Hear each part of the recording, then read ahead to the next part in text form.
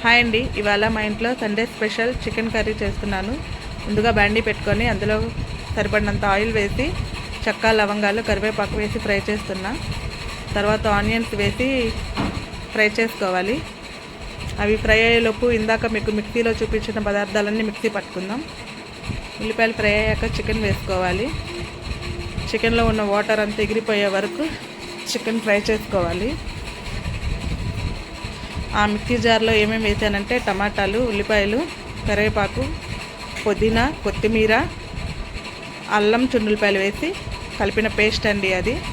ఆ పేస్ట్ కూడా వేసి అది పచ్చివాసన పోయే వరకు ఫ్రై చేసుకోవాలి.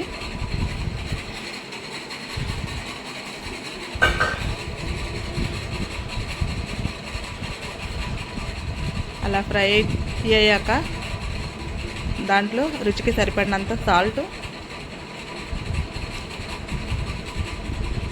ఒక 2 స్పూన్ల కారం ఎక్కువ తినే వాళ్ళైతే ఇంకా చూసి వేసుకోండి. అవన్నీ వేసి ఒకసారి కలుపుకోవాలి.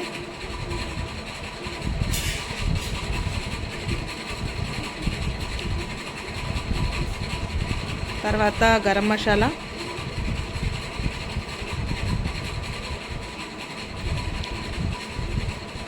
కొంచెం చికెన్ మసాలా వేసుకొని కలుపుకోవాలి.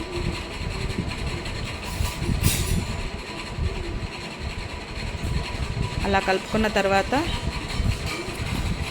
కొంచెం కొత్తిమీర కూడా యాడ్ చేసుకోవాలి. కొత్తిమీర కూడా వేసి ఒకసారి కలిపిన తర్వాత చికెన్ ఉడికే వరకు కొన్ని వాటర్ వేసుకోవాలి.